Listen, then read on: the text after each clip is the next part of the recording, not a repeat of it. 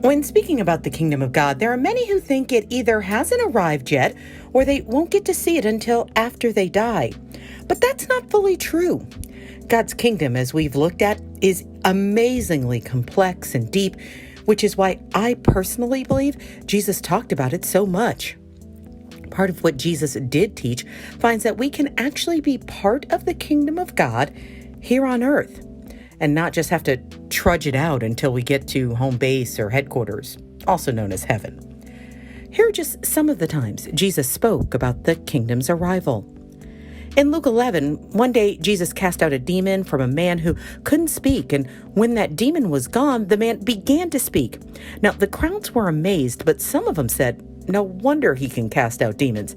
He gets his power from Satan, the prince of demons." You say I'm empowered by Satan, but if Satan is divided and fighting against himself, how can his kingdom survive?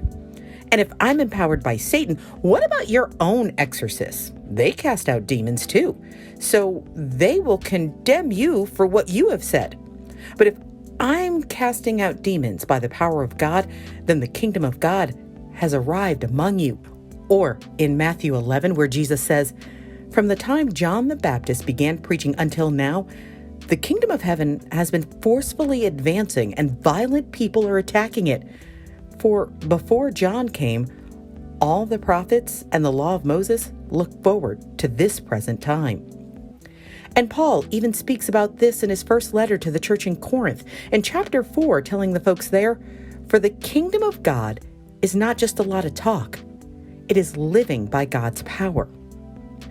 But there's so much more about the kingdom, including that other part, the part about us arriving in the kingdom's capital city, heaven, and what that's going to be like as well.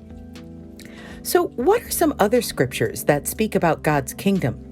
What stands out to you about what's being said?